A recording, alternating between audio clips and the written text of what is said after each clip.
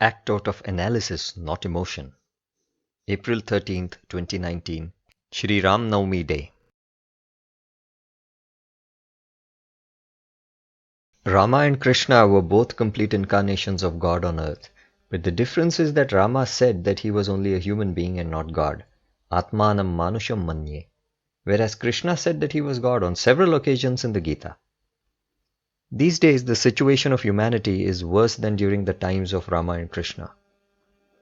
Hence, Shirdi Sai Baba, the recent incarnation, followed the path of Rama by always saying that he was a servant of God, Allah Malik. Even Krishna said that he was God only in the Gita when he was speaking to Arjuna alone. It means that the general policy of human incarnations of God is only to follow the way of Rama almost everywhere. They hide their true identity and only claim to be ordinary human beings and servants of God. Incarnations follow the way of Krishna only in special contexts when they reveal their true identities as incarnations of God. But even while revealing their identity following the way of Krishna, they may do so in a modified manner owing to these worse times during the present Kali age.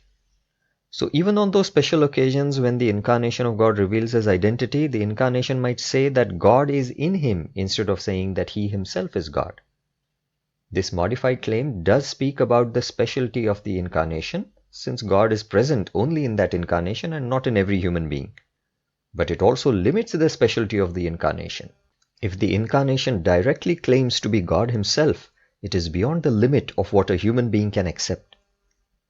Even though the incarnation's claim of being identical with God, being God himself, is absolutely true, people will not be able to accept it and may react violently to it. This may put the incarnation in danger, as in the case of Jesus. Jesus' claim that he was God when he said, "I am the truth," was perfectly true. But people reacted violently to it, leading to a tragic outcome. The expression of the truth by the incarnation is not as important as its acceptance by the public. 3 perspectives of an incarnation. When one special human being, upon becoming a human incarnation, says that he is God, as we find in the Bible, "I am the light," it represents the true monism of Shankara. Here we should not forget that every human being is not God. The same human incarnation saying that he is only an ordinary human being and not God is the dualism of Madhva. Statements such as, "I am standing in the light," where light means God, represent this philosophical view. Here the incarnation only claims to be like any other ordinary human being. Since the entire world is in God, every human being, including the incarnation, can be said to be in God.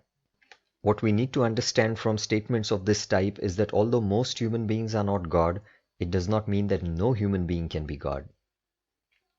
In between these two extremes of monism and dualism lies the golden middle path of special monism given by Ramanuja. It is a type of monism since God and the soul are not considered to be separate from each other, but an actual basic difference between God and soul is accepted. As per this philosophy, the human incarnation says, "The light or God is in me." Note how this path avoids the danger of leaning to either side by mixing monism and dualism in equal proportion. Lord Krishna says in the Bhagavad Gita that propagating divine spiritual knowledge pleases the Lord greatly. Jnana yajnena tenaham. Spiritual knowledge brings about permanent harmony and peace in the world. So join us in sharing this universal divine knowledge of Lord Datta and earn the highest grace of God.